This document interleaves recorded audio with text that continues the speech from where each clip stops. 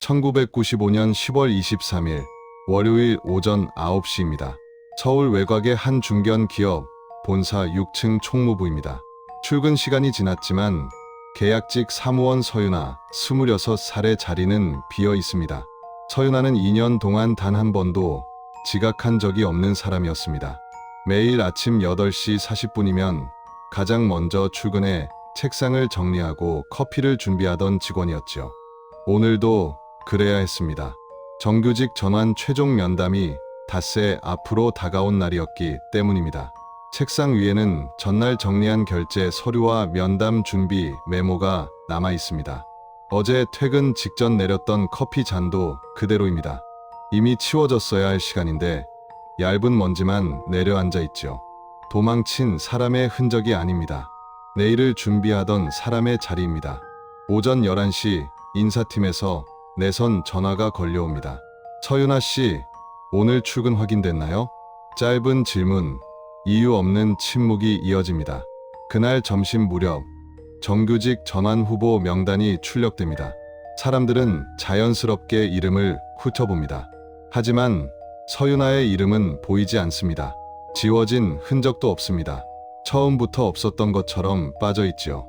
그날 그녀는 사라졌고 회사에서는 이미 다음 절차가 시작되고 있었습니다. 서윤아가 이 회사에 들어온 건 1993년 11월입니다. 신문 9일란 한쪽에 실린 작은 광고가 계기였습니다. 중견 기업 사무직 계약직 모집, 워드프로세서 가능자 우대라는 문구였죠. 면접은 길지 않았습니다. 인사팀장은 이력서를 잠깐 훑어보고 몇 가지만 물었습니다. 결혼 계획이 있는지, 당분간 야근이 가능한지였습니다. 유나는 당분간 없다고, 야근도 괜찮다고 대답했습니다. 그게 전부였습니다. 계약서에는 6개월 단위 갱신, 월급 58만 원, 4대 보험 미가입이라고 적혀 있었습니다. 유나는 도장을 찍었습니다. 선택지는 많지 않았습니다. 전문대 경영학과를 졸업했지만 IMF 이전부터 이미 취업 시장은 얼어붙어 있던 시기였습니다. 대졸 남성들도 일자리를 찾지 못하던 시대였고 전문대 졸업 여성에게 허락된 자리는 더 적었지요. 첫 출근 날 총무부 김 과장은 유나를 사무실 한쪽 구석으로 데려갔습니다. 여기가 내 자리라며 복사하고 팩스 보내는 일부터 하라고 말했습니다. 책상은 오래됐고 의자는 삐걱거렸습니다. 바로 옆 정규직 대리의 책상은 새 것이었습니다. 비교는 필요 없었지만 자연스럽게 눈에 들어왔습니다. 유나가 맡은 일은 명확했습니다. 정규직이 하지 않는 모든 일이었습니다. 오전이 되면 부서 사람들 커피를 준비합니다. 설탕을 반 스푼 더 넣는 사람, 프림 없이 마시는 사람, 미지근한 온도를 좋아하는 사람까지 모두 외워야 했습니다. 하루 2번, 오전 10시와 오후 3시입니다. 이 시간이 늦어지면 눈치가 왔지요. 서류 복사는 하루 종일 이어집니다. 1990년대 중반의 복사기는 느리고 자주 멈췄습니다. 용지가 걸리면 덮개를 열어 조심스럽게 빼내야 했고 토너가 부족하면 통을 꺼내 흔들었습니다. 손에는 검은 가루가 묻었고 화장실에서 씻어도 손톱 사이까지 남았습니다. 팩스는 더 긴장을 요구했습니다. 용지는 한 장씩 넣어야 했고 번호는 한 자리라도 틀리면 안 됐습니다. 장거리 팩스는 비용이 많이 든다며 김 과장은 늘 확인을 강조했습니다. 유나는 번호를 3번 확인하고 전송 확인서가 나올 때까지 자리를 떠나지 않았습니다. 점심시간이 지나면 서류 정리가 시작됩니다. 결제가 끝난 문서들을 날짜 순으로 묶고 구멍을 뚫어 끈으로 묶었습니다. 표지에 제목과 날짜를 적을 때 글씨가 삐뚤어지면 처음부터 다시 썼습니다. 서류철은 무거웠고 하루에도 여러 번 들고 옮기다 보면 어깨가 굳었습니다. 오후에는 외근이 잦았습니다. 구청과 세무서, 등기소를 오갔습니다. 대중교통을 이용했고 교통비는 정산되지 않았습니다. 계약직은 실비 정산 대상이 아니었기 때문입니다. 구두 뒤축은 금세 닳아 없어졌습니다. 야근은 선택이 아니었습니다.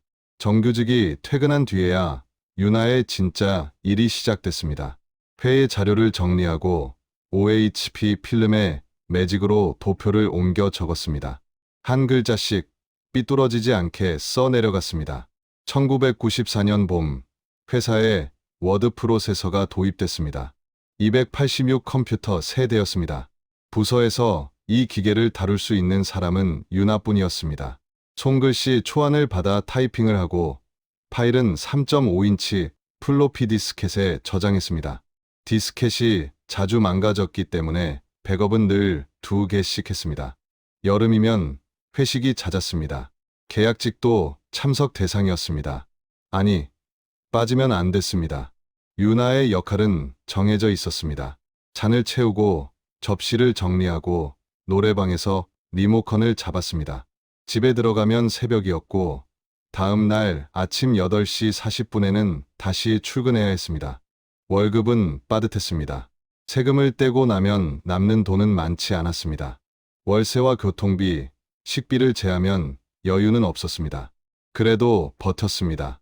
2년을 채우면 정규직 전환 기회가 온다는 말을 믿었기 때문입니다.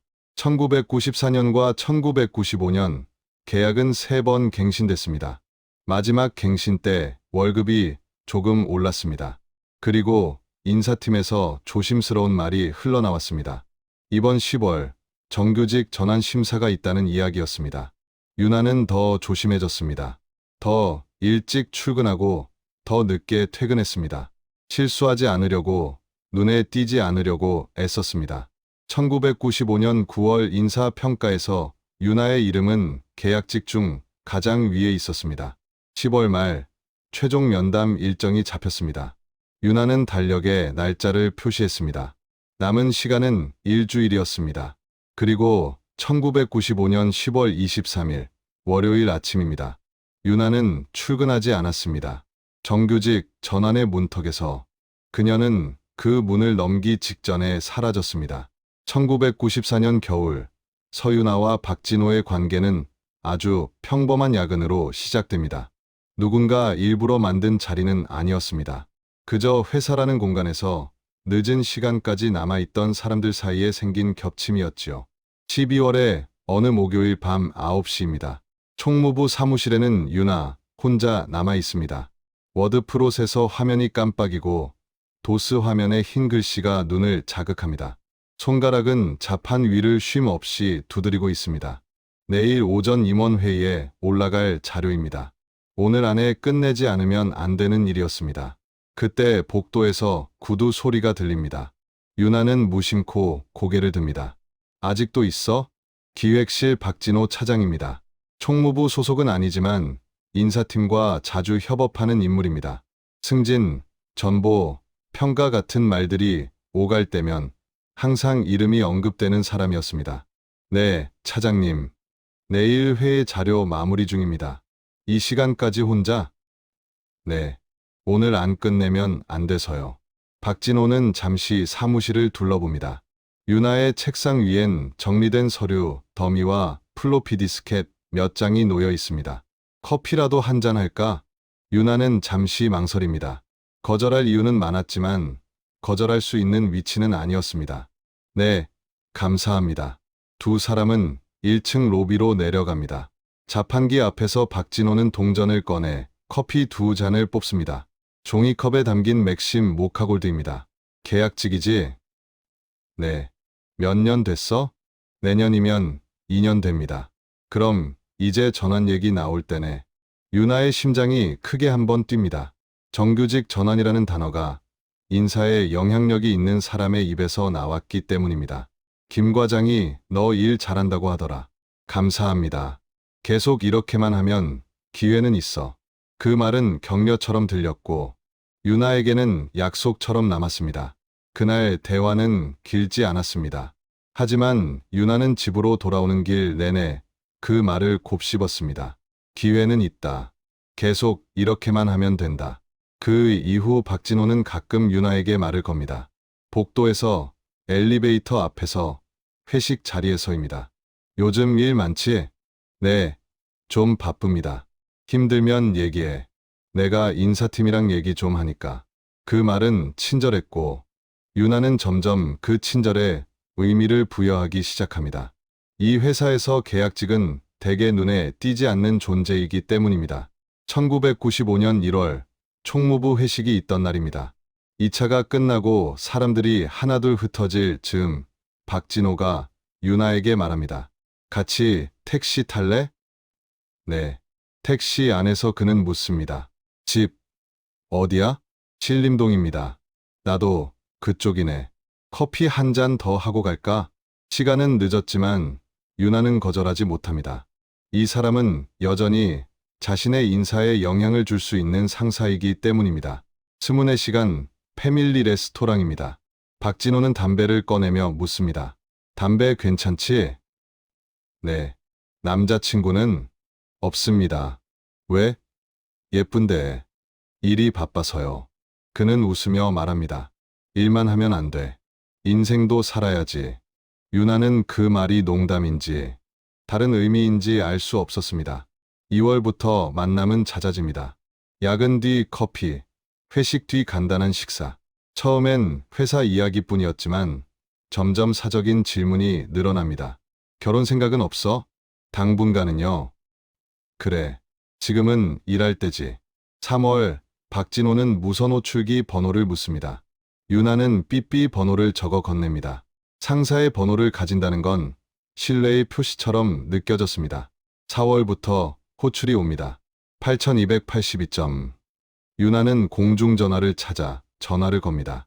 오늘 시간 돼? 네. 그럼 7시에 카페. 장소는 점점 회사에서 멀어집니다. 강남, 신촌, 이태원. 사람들이 아는 곳에서 사람들이 모르는 곳으로 옮겨갑니다. 5월의 어느 날 카페를 나서며 박진호가 유나의 손을 잡습니다. 유나는 순간 멈칫합니다. 차장님, 밖에선 박진호라고 불러. 하지만 아무도 모르는 곳이야. 유나는 손을 빼지 못합니다.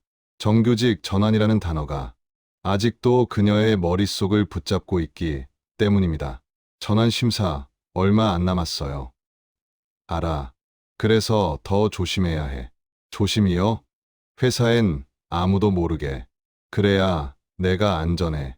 안전이라는 말은 그날따라 유난히 무겁게 들립니다.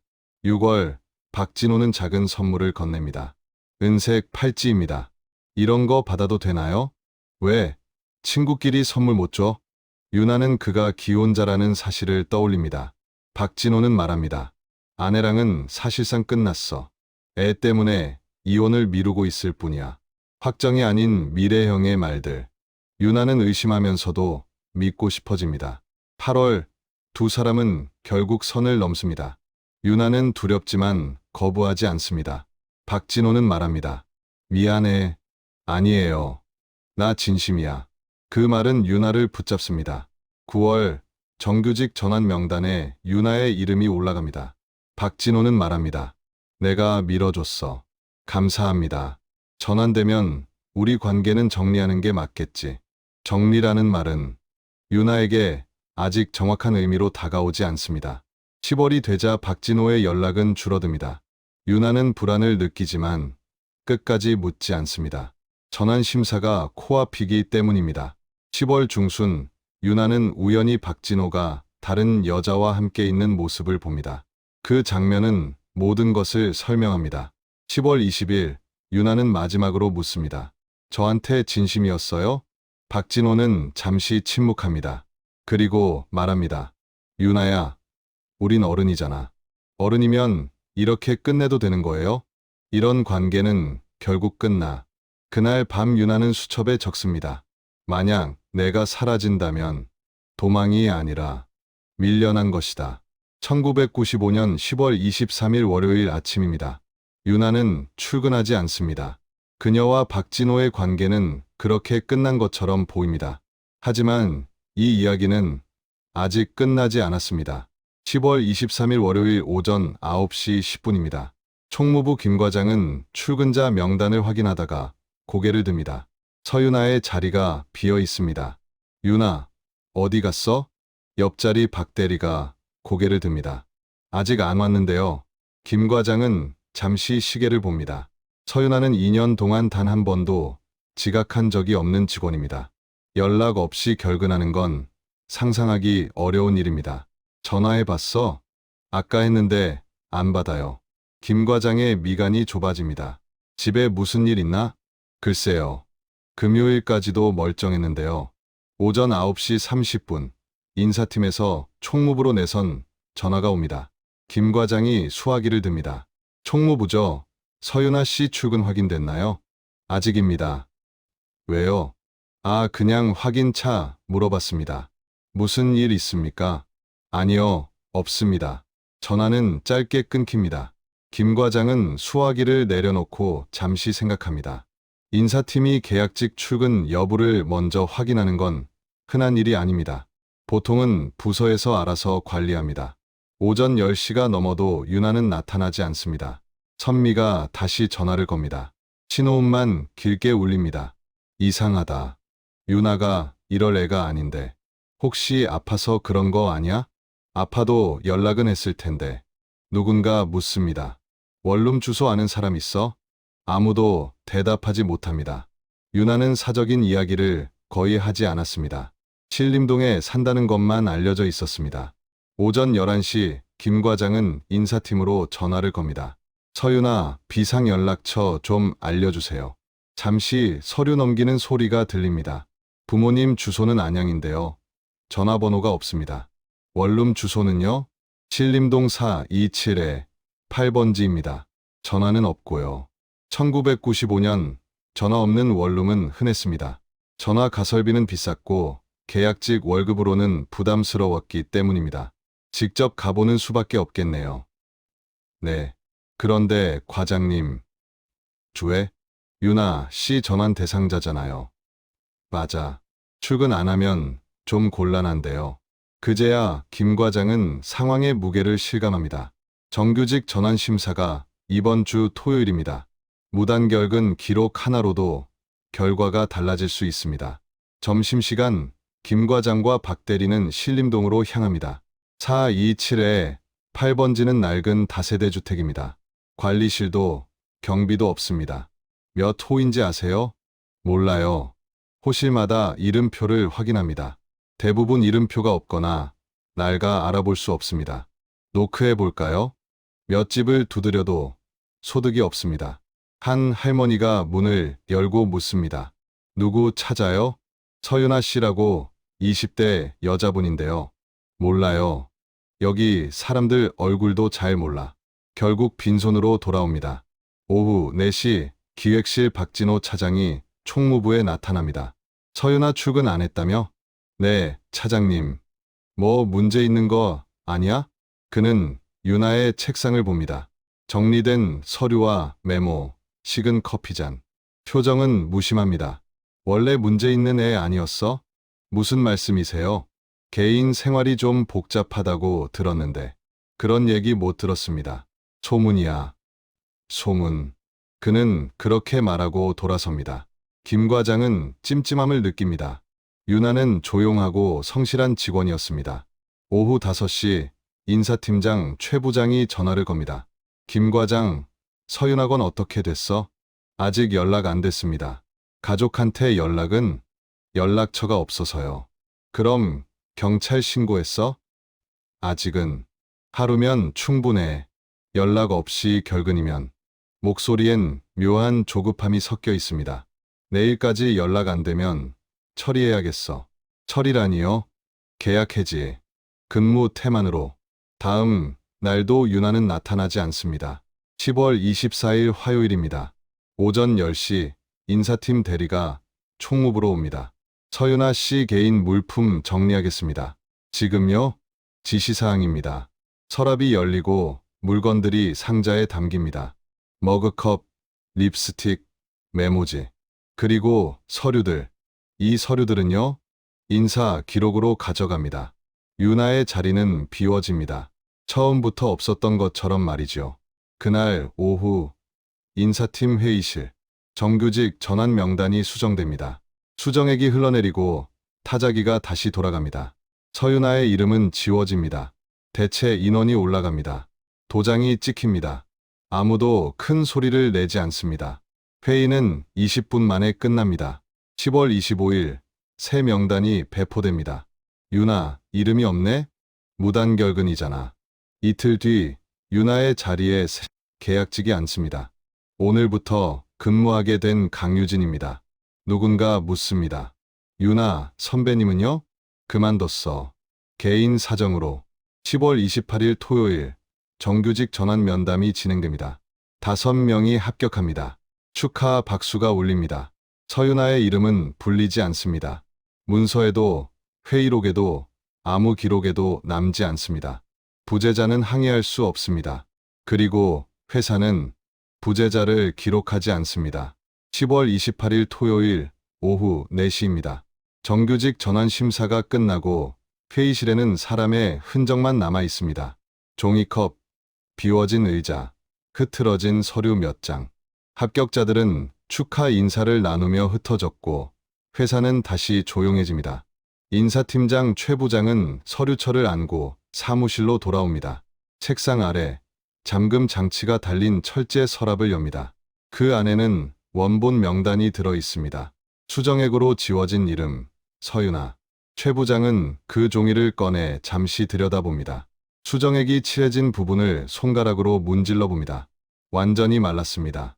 겉으로 보기에 흔적은 거의 없습니다. 하지만 완전히 사라진 것은 아닙니다. 파쇄기를 떠올립니다. 하지만 토요일 오후 사무실엔 사람이 없습니다. 파쇄기 소리는 큽니다. 혹시라도 누군가 들을 수 있습니다. 최 부장은 서류를 다시 접어 서랍에 넣고 잠깁니다. 월요일에 처리해도 늦지 않습니다. 이 서류의 존재를 아는 사람은 자신뿐입니다. 서두를 이유가 없습니다. 퇴근길, 최 부장은 잠시 생각합니다. 서유나는 어디로 갔을까?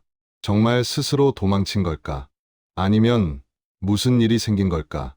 하지만 그 생각은 오래 가지 않습니다. 알 필요가 없습니다. 회사는 규정대로 처리했습니다. 그것으로 충분합니다. 같은 시각, 신림동 원룸 골목입니다. 선미는 다시 유나의 집 앞에 서 있습니다. 이번에는 집주인을 찾아냈습니다. 3층 월세 사는 분 연락처 아세요? 누구? 서유나 씨요. 20대 여자. 집주인은 장부를 넘깁니다. 아, 이 사람. 근데 왜요? 일주일째 연락이 안 돼서요. 일주일? 아직 괜찮은데. 월세는 한 달씩 미리 내잖아. 선미는 보증금 서류를 묻습니다. 집주인은 고개를 끄덕입니다. 주소만 적혀 있습니다. 전화번호는 없습니다. 이번 주에 들어오는 거 보셨어요? 못 봤어. 문 열어볼 수 있을까요? 안 돼. 세입자 동의 없으면 문제돼. 선미는 돌아섭니다. 방법이 없습니다. 10월 30일 월요일. 회사는 평소처럼 돌아갑니다. 유나의 자리에 강유진이 앉아 있습니다. 아무도 유나의 이름을 입에 올리지 않습니다. 점심시간, 선미가 묻습니다. 유나, 가족 연락처 아는 사람 없어? 김 과장이 말합니다. 그만해, 선미야. 왜요? 이제 회사 사람이 아니야. 계약 해지됐어. 선미는 말을 잇지 못합니다. 김 과장은 낮은 목소리로 덧붙입니다. 계속 얘기하면 너만 힘들어져. 선미는 이해합니다. 회사는 이 이야기를 끝내려 합니다. 말하는 사람이 문제가 됩니다. 같은 날 오후 기획실. 박진호는 서류를 정리하다가 서랍을 엽니다. 유나의 삐삐 번호가 적힌 메모지가 보입니다. 찢어야 합니다. 버려야 합니다. 하지만 손이 움직이지 않습니다. 유나는 어디로 갔을까? 그 생각이 올라오려는 순간 그는 스스로를 멈춥니다. 알면 책임이 생깁니다. 모르면 책임도 없습니다. 메모지는 서랍 깊숙이 밀려 들어갑니다. 버리지도 꺼내지도 않습니다. 차장님, 서유나 어떻게 됐대요? 도망갔다더라. 정규직 전환 압박 못 이겨서. 박진호는 자연스럽게 거짓말을 합니다. 그게 가장 편한 설명이기 때문입니다. 11월 1일, 선미는 안양으로 갑니다. 석수동 산 47에 3. 한참을 헤매다 단층 주택을 찾습니다. 서유나 씨 어머니세요? 네. 유나가 일주일째 연락이 안 돼요. 어머니의 얼굴이 굳습니다. 정규직 된다고 했는데요. 그 말에 선미는 아무 대답도 하지 못합니다. 그날 실종 신고가 접수됩니다. 경찰은 형식적인 질문을 던집니다. 가출 가능성은요? 대인 관계 문제는요? 회사 쪽 확인도 이어집니다. 인사팀은 말합니다. 무단결근으로 계약 해지됐습니다. 경찰은 고개를 끄덕입니다. 증거는 없습니다. 목격자도 없습니다. 1995년엔 CCTV도 통화 기록도 없습니다. 조사는 점점 느려집니다. 그리고 멈춥니다. 시간이 흐릅니다. 회사에서 유나의 이름은 완전히 사라집니다. 세 사람들은 그녀를 모릅니다. 기록은 파쇄됩니다. 박진호는 승진합니다. 최 부장은 연말에 서류를 정리합니다. 유나, 어머니만 기다립니다. 1995년의 침묵은 완벽했습니다. 아무도 말하지 않았고, 아무도 책임지지 않았고, 아무도 처벌받지 않았습니다. 침묵은 그렇게 한 사람을 지웠습니다. 흔적도 없이. 11월 23일 토요일입니다. 서윤아가 사라진 지 정확히 한 달이 되는 날이죠. 경찰은 여전히 같은 말을 반복했습니다. 단서가 없다는 말, 조금 더 기다려야 한다는 말, 성인 실종은 대부분 자의라는 말이었습니다. 유나의 어머니는 수화기를 내려놓지 못한 채 한참을 앉아 있었습니다. 기다리기만 하면 아무 일도 일어나지 않는다는 걸 그날 처음으로 깨달았기 때문입니다. 직접 가봐야겠어요. 유나가 살던 원룸은 서울 신림동 낡은 다세대 주택 3층 끝방이었습니다.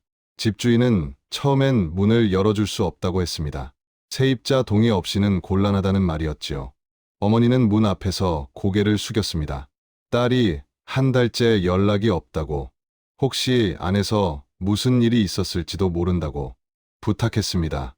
문이 열렸을 때 어머니는 문턱을 넘지 못하고 멈춰 섰습니다. 방은 너무 조용했습니다. 너무 정돈돼 있었습니다. 이불은 가지런히 개켜져 있었고 책상 위에는 서류가 차례대로 놓여 있었습니다. 싱크대에는 설거지된 그릇 2개가 말라 있었습니다. 급히 떠난 사람의 방이 아니었습니다. 도망친 사람의 방도 아니었습니다. 내일을 준비하다가 멈춘 사람의 방이었습니다. 어머니는 한 걸음씩 방 안으로 들어갔습니다. 옷장을 열었습니다. 정장, 블라우스, 치마들이 그대로 걸려 있었습니다. 맨 오른쪽, 비닐에 쌓인 새 옷 한 벌이 눈에 들어왔습니다. 네이비 정장이었습니다. 가격표가 달려 있었습니다. 15만 원. 유나에게는 큰 돈이었습니다. 월급의 거의 4분의 1이었습니다. 어머니는 그 정장을 꺼내 안아봤습니다. 비닐 너머로 딸의 체온이 남아있는 것 같았습니다. 책상 위 달력이 눈에 들어왔습니다. 10월 28일에 빨간 동그라미가 그려져 있었습니다. 면담일. 그날은 이미 지나 있었습니다. 서랍을 열자 작은 수첩 하나가 나왔습니다. 검은색 가죽 커버. 모서리가 달아 있었습니다. 자주 열어본 흔적이었습니다. 첫 장에는 날짜 대신 제목이 적혀 있었습니다. 계약직 생존 수칙. 절대 지각하지 말 것. 불평하지 말 것. 상사의 커피 취향을 외울 것. 야근은 당연하게 받아들일 것. 눈에 띄지 말 것. 하지만 일은 눈에 띄게 잘할 것. 2년을 버틸 것.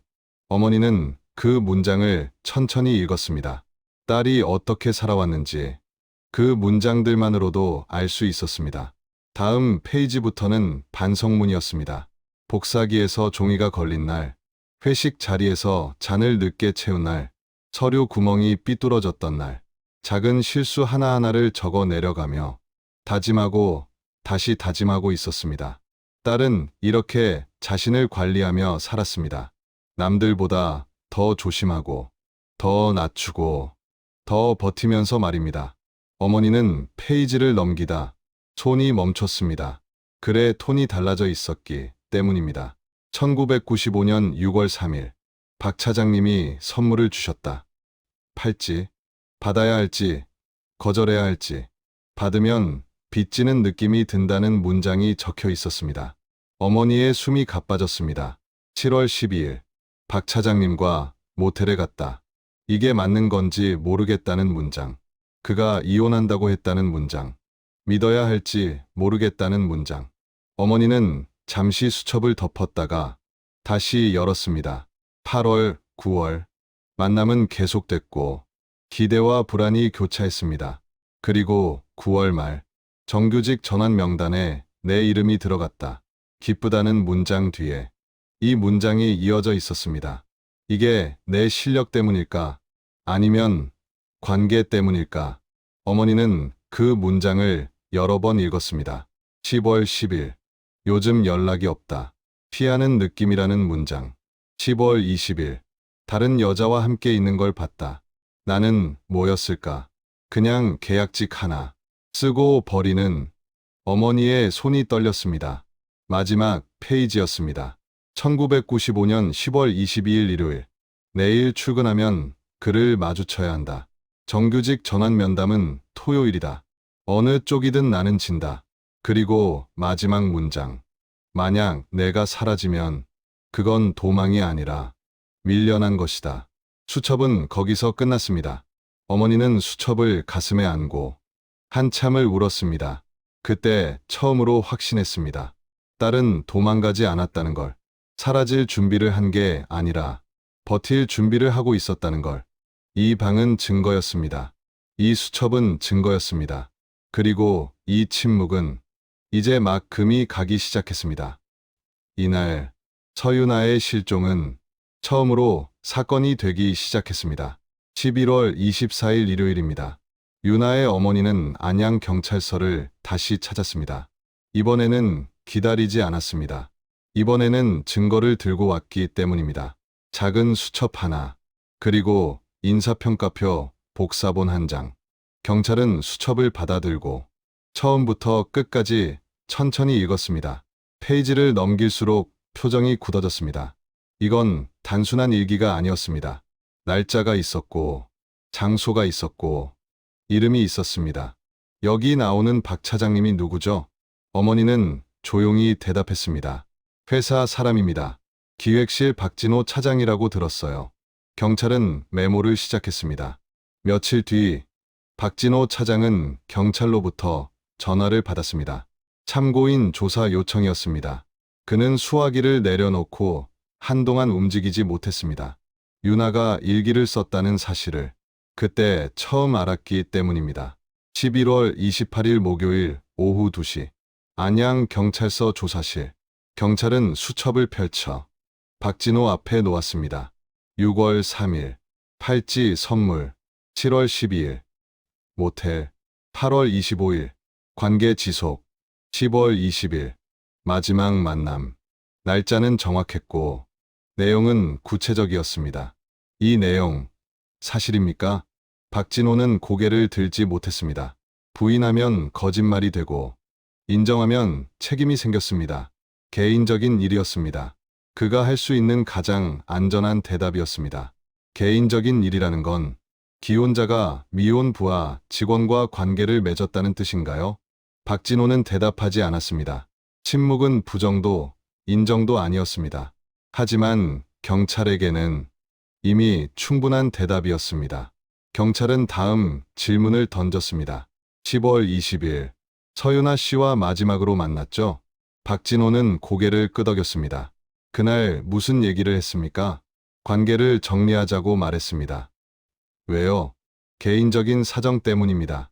그 말을 들은 서윤아 씨 반응은 어땠습니까? 박진호는 잠시 망설였습니다. 많이 힘들어 보였습니다. 경찰은 조용히 물었습니다. 자살하거나 도망갈 가능성은 없다고 보셨나요? 박진호는 고개를 저었습니다. 그 정도는 아니라고 생각했습니다. 경찰은 메모를 멈췄습니다. 생각하셨다는 거죠. 조사는 더 깊어지지 못했습니다. 강요도, 폭력도, 협박도 입증할 수 없었기 때문입니다. 며칠 후 경찰은 회사 인사팀에도 연락했습니다. 서윤아 씨, 정규직 전환 대상이었죠? 인사팀장은 단호했습니다. 아닙니다. 경찰은 평가표 복사본을 제시했습니다. 여기엔 전환 적격이라고 돼 있는데요. 평가와 전환은 다릅니다. 왜 명단에서 빠졌습니까? 종합 판단 결과입니다. 실종과 관계가 있을 수 있는데요. 인사 기밀입니다. 대화는 거기서 끝났습니다. 회사는 벽이었습니다. 12월 초 경찰은 내부 회의를 열었습니다. 증거는 있었습니다. 수첩, 평가표, 관계 정황. 하지만 범죄는 없었습니다. 처벌할 법도 없었습니다. 일기만으로는 부족합니다. 회사도 협조 안 하고 결국 미제네요. 조사는 사실상 중단됐습니다. 유나의 어머니는 회사 앞에 섰습니다. 팻말을 들었습니다. 내 딸을 찾아주세요. 출근하는 사람들은 그 옆을 조용히 지나갔습니다. 누구도 멈추지 않았습니다. 일주일 뒤 어머니는 집으로 돌아갔습니다. 수첩은 남았습니다. 증거도 남았습니다. 하지만 세상은 바뀌지 않았습니다. 박진호는 그의 말, 승인 대상자로 이름이 올라갔습니다. 문제는 없었습니다. 기록도 처벌도 없었습니다. 그는 가끔 꿈을 꿨습니다. 유나가 나타나 묻는 꿈. 왜 버렸어요? 꿈속에서도 그는 대답하지 못했습니다. 대신 도망쳤습니다. 1995년의 침묵은 완벽했습니다. 회사는 침묵했고, 경찰은 멈췄고, 증거는 서랍에 남았고, 사람들은 잊었습니다. 한 사람의 인생이 사라졌지만, 구조는 무너지지 않았습니다. 균열은 있었지만, 붕괴는 없었습니다. 그리고 그 침묵은 지금도 계속되고 있습니다. 2005년 9월 5일 월요일입니다. 기업은 10년 전과 완전히 달라져 있었습니다. 1997년 IMF 외환위기를 버텼고 2000년대에 들어 급성장했습니다. 직원 수는 3배로 늘었고 사옥은 서울 외곽에서 강남 한복판으로 이전했습니다. 15층짜리 유리 건물. 1995년의 낡은 중견 기업은 더 이상 존재하지 않았습니다. 사람도 바뀌었습니다. 박진호, 45세, 기획실 상무. 이번 임원 인사에서 전무 승진이 유력한 인물이었습니다. 그의 책상 위에는 우수 직원상, 혁신 경영상, 모범 임원상 같은 상패들이 놓여 있었습니다. 회사 안에서 그는 성실한 관리자, 공정한 인사 라인, 문제없는 임원으로 통했습니다. 상무님, 이번엔 거의 확정이래요. 후배가 귀띔하자 박진호는 웃으며 대답했습니다. 아직 모르는 거야. 끝까지 긴장해야지. 하지만 마음속으로는 알고 있었습니다. 이번엔 됩니다.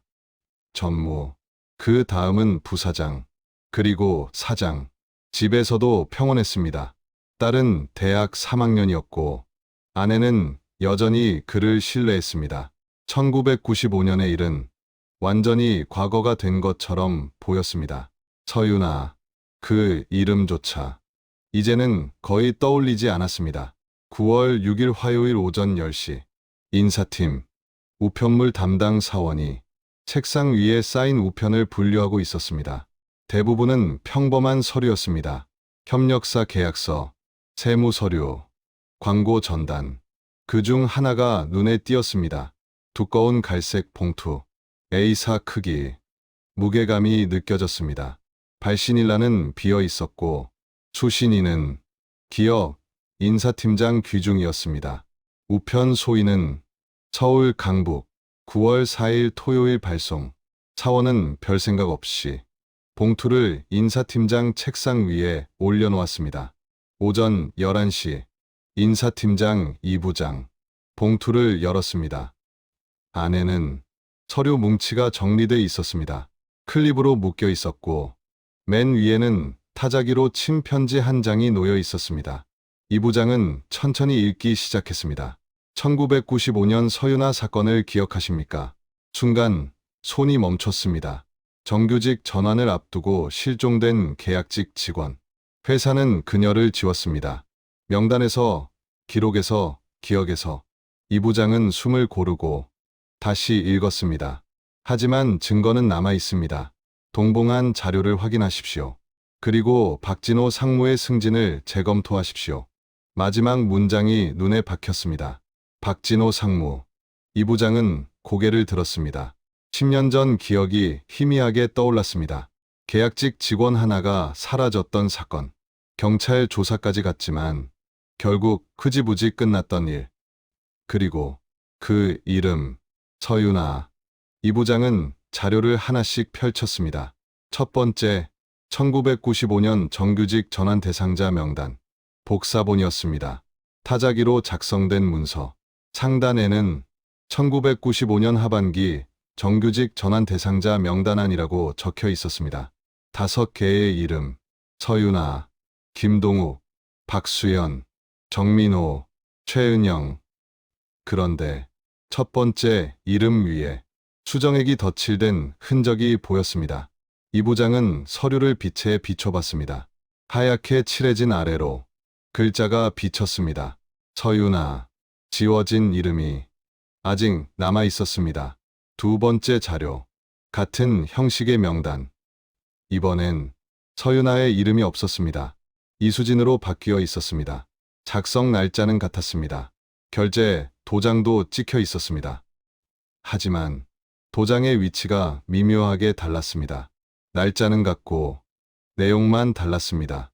이건 실수가 아니었습니다. 의도적인 교체였습니다. 세 번째, 서윤아 인사평가표. 업무 수행 능력 우수, 성실성 탁월, 종합평가 전환 적격, 탈락 사유가 보이지 않았습니다. 네 번째, 수첩 복사본, 손글씨 일기였습니다. 박 차장님이 선물을 주셨다. 관계를 정리하자고 했다.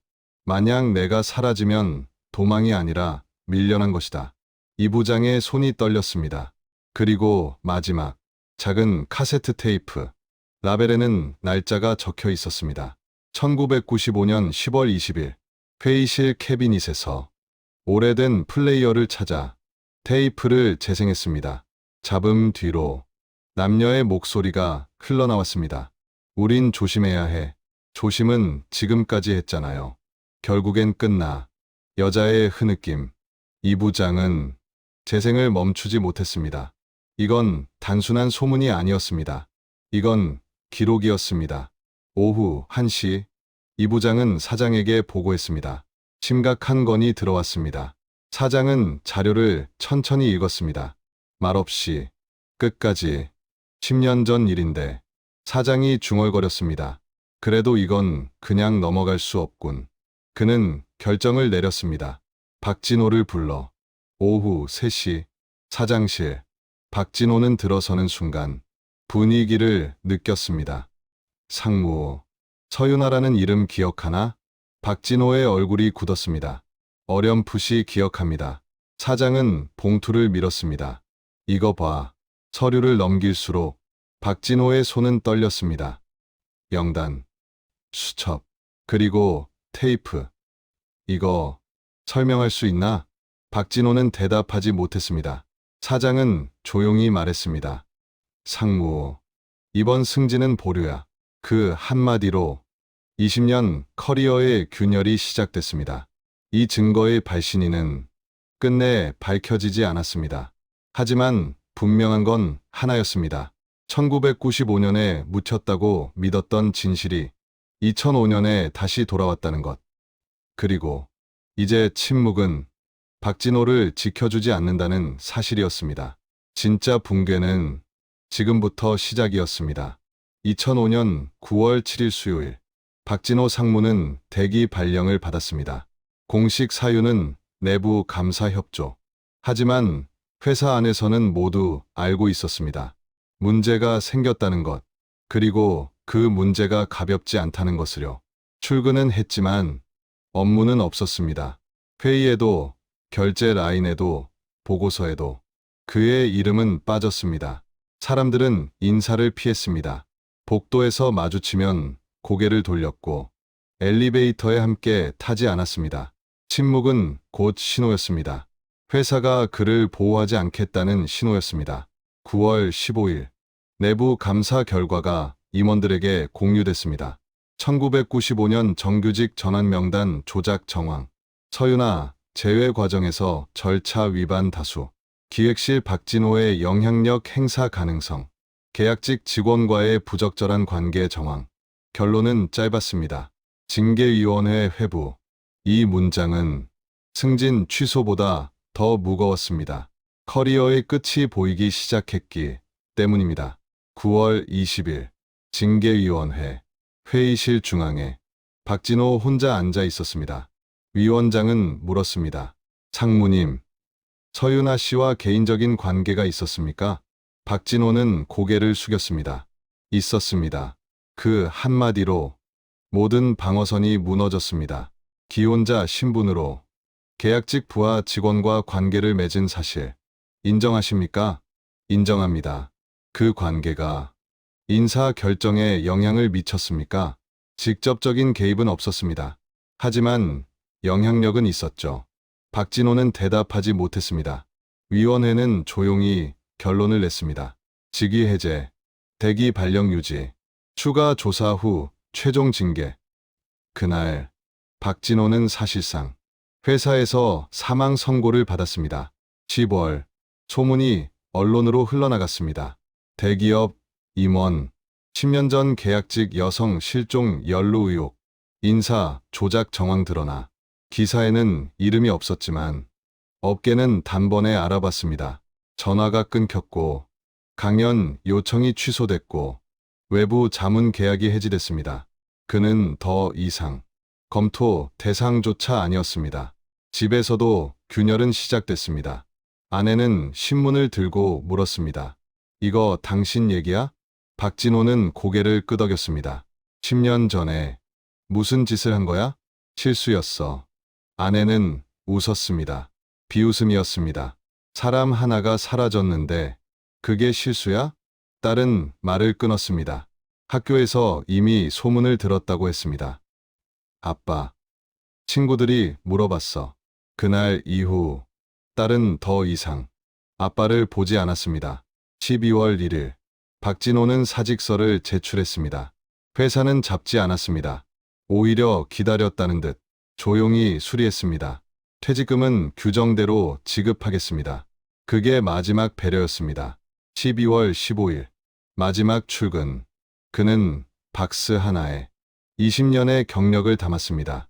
상패, 사진, 명함 모두 과거가 됐습니다. 아무도 배웅하지 않았습니다. 아무도 인사하지 않았습니다.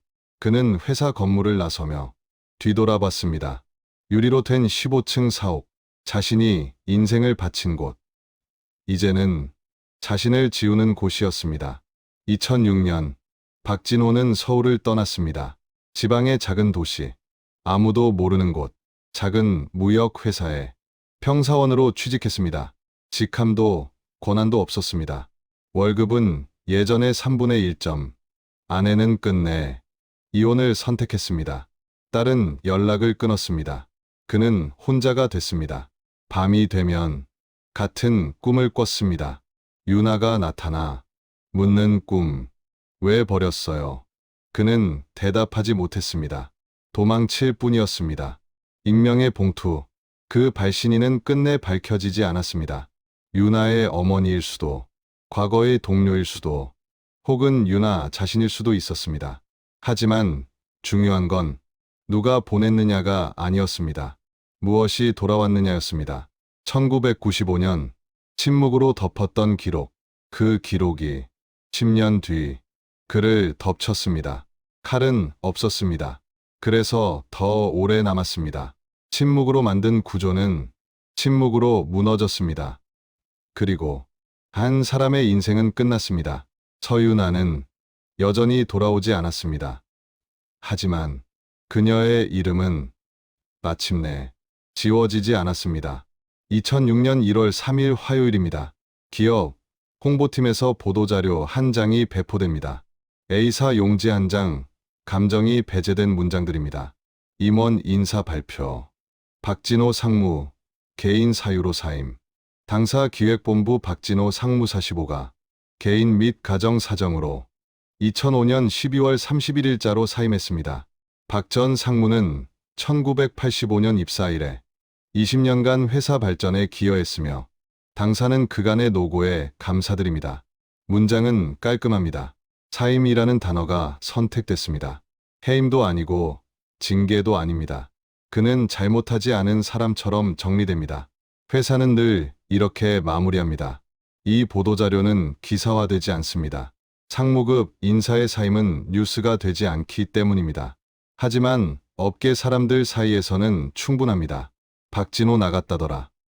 왜요? 개인 사정이래요. 근데 말이 많아요.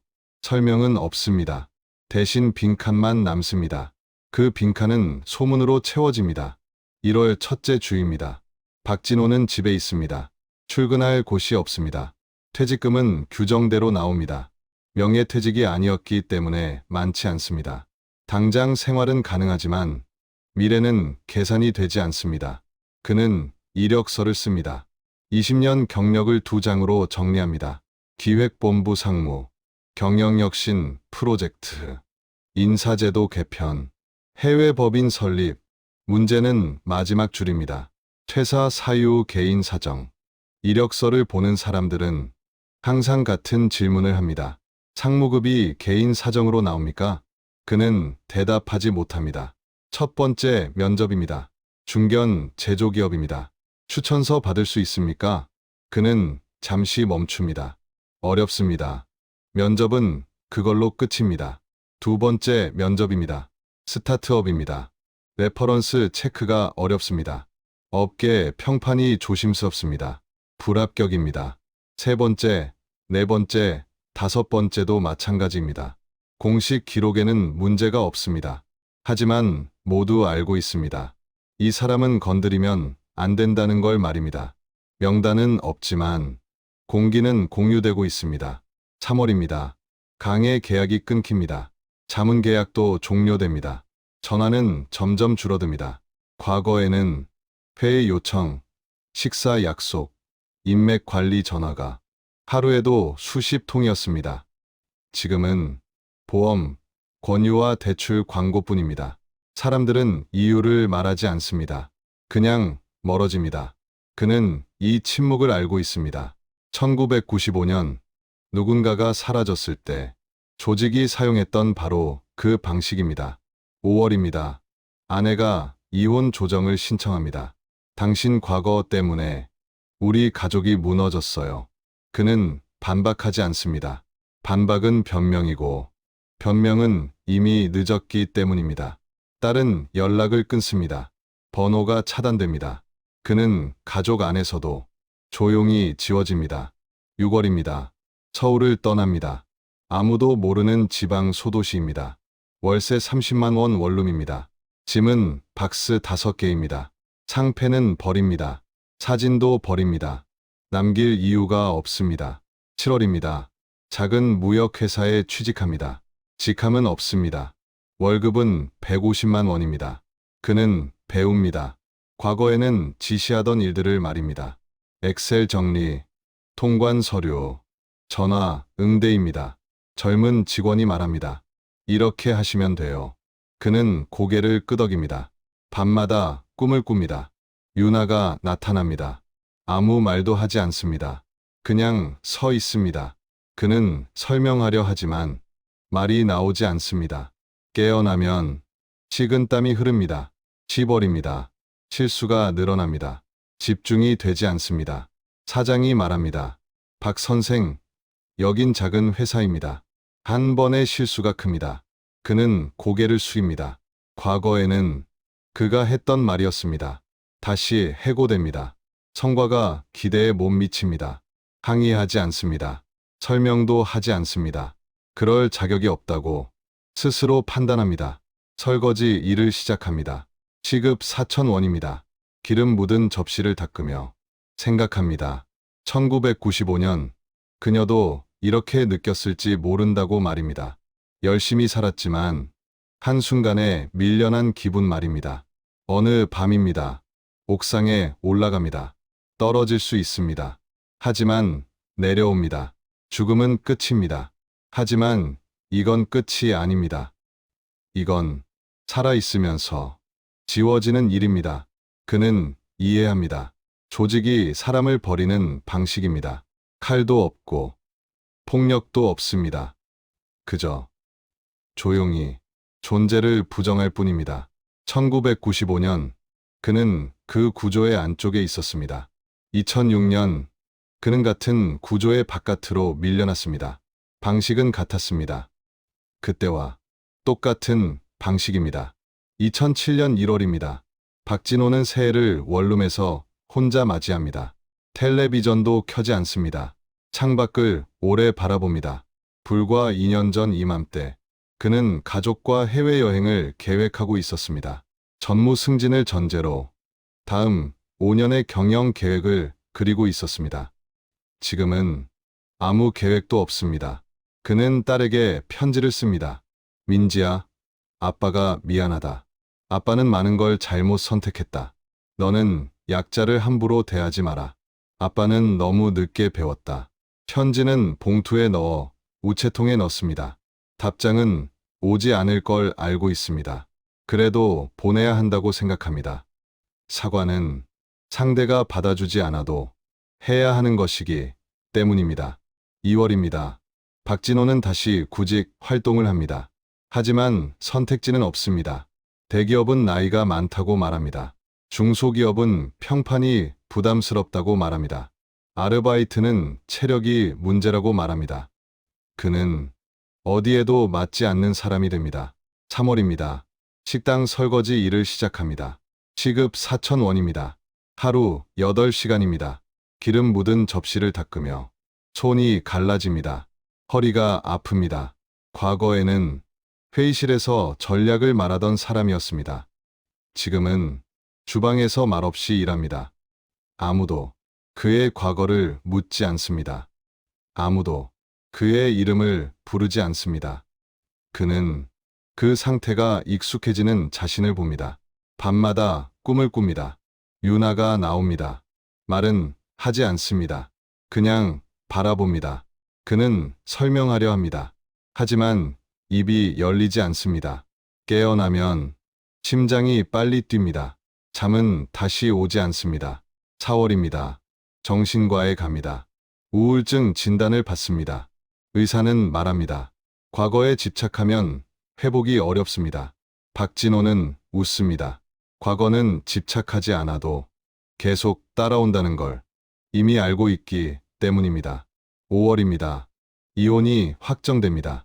재산은 나뉘고 딸의 성은 바뀝니다. 그는 법적으로도 가족이 아닙니다. 사회에서 지워졌고 가정에서도 지워집니다. 여름이 옵니다. 신문 사회면에 작은 기사가 실립니다. 1995년 실종 여성 사건, 여전히 미제. 그는 신문을 접습니다. 읽지 않아도 내용을 압니다. 유나는 죽지도 않았고 살아있다는 증거도 없습니다. 그녀는 기록 속에서도 중간에 멈춰 있습니다. 그는 그 상태를 압니다. 자신도 같은 위치에 있기 때문입니다. 가을입니다. 식당 일을 그만둡니다. 몸이 버티지 못합니다. 통장은 바닥입니다. 월세는 밀립니다. 옥상에 올라갑니다. 바람이 붑니다. 떨어질 수 있습니다. 하지만 내려옵니다. 죽는 건 도망이라고 생각합니다. 그리고 그는 도망칠 자격도 없다고 느낍니다. 겨울입니다. 박진호는 여전히 그 도시에 있습니다. 여전히 혼자입니다. 그는 이제 압니다. 1995년 조직은 한 사람을 지웠습니다. 아무도 소리 내지 않았고 아무도 책임지지 않았습니다. 그는 그 구조를 의심하지 않았습니다. 그리고 10년 후 같은 구조가 그를 삼켰습니다. 회사도, 업계도, 사람들도 아무 말 하지 않았습니다. 그저 그가 없었던 것처럼 다음 사람을 불러 앉혔습니다. 칼은 없었습니다. 폭력도 없었습니다. 그래서 더 오래 남았습니다. 그는 지금도 살아 있습니다. 하지만 존재하지 않는 사람처럼 살고 있습니다. 이것이 그가 만들었던 방식이고 그가 되돌려받은 결과입니다. 2007년 8월 15일 수요일 광복절입니다. 전라남도의 작은 해안 도시, 인구 3만 남짓한 조용한 곳이지요. 해변가에 작은 게스트하우스가 있습니다. 이름은 바다가 보이는 집입니다. 주인은 38살 여자 강민주입니다. 그 이름은 본명이 아닙니다. 1995년 10월 23일 월요일 새벽 6시 서윤아는 출근하지 않기로 결정합니다. 도망이 아니라 탈출이었지요. 가방에 옷 몇 벌과 신분증, 통장, 그리고 수첩과 녹음 테이프를 넣습니다. 박진호와의 관계, 날짜와 대화가 모두 남아있는 증거입니다. 유나는 서울을 떠납니다. 서울역에서 가장 먼 곳 목포행 기차를 탑니다. 정규직도 회사도 서울에서의 삶도 내려놓습니다. 개인판 자체를 떠나는 선택이었지요. 이후 유나는 강민주로 살아갑니다. 식당에서, 공장에서, 여관에서 일합니다. IMF를 지나며 더 바닥으로 내려가지만 버텼습니다. 2000년 작은 여관을 인수해 게스트하우스를 엽니다. 조용히, 성실하게, 흔적 없이 살아갑니다. 2005년 유나는 다시 박진호를 떠올립니다. 인터넷 기사 속 그는 상무가 되어 있었습니다. 그때 유나는 결심합니다. 수첩과 평가표, 녹음 테이프를 복사해 회사로 보냅니다. 복수라기보다 구조를 드러내기 위한 선택이었습니다. 그 선택은 작동합니다. 박진호는 대기 발령을 받고 결국 회사를 떠납니다. 이혼하고 업계에서 지워지고 소도시로 내려갑니다. 한때 권력이었던 사람은 사회적 유령이 됩니다. 유나는 신문에서 그 소식을 읽습니다. 박진호, 종적을 알 수 없음. 그 문장을 보고 조용히 생각합니다. 1995년 자신이 지워졌던 방식과 같다고요. 복수는 성공했습니다. 하지만 유나에게 돌아온 것은 해방이 아니었습니다. 이름을 잃은 삶, 가족을 만나지 못한 시간, 돌아갈 수 없는 과거뿐이었습니다. 어머니는 이미 세상을 떠났습니다. 유나는 마지막까지 얼굴을 보지 못했습니다. 그 사실이 가장 큰 후회로 남습니다. 2025년 유나는 56이 되었습니다. 여전히 바다를 보며 살아갑니다. 강민주라는 이름으로 조용히 존재합니다. 어느 날 손님이 묻습니다. 사장님은 행복하세요? 유나는 대답합니다. 잘 모르겠어요. 그냥 살고 있어요. 유나는 이제 압니다. 자신이 한 일은 복수가 아니었습니다. 구조를 그대로 돌려준 것이었습니다. 1995년 그 구조는 서유나를 삼켰습니다. 2005년 같은 구조가 박진호를 삼켰습니다. 칼도 피도 없었습니다. 그래서 더 오래 남았습니다. 구조는 여전히 존재합니다.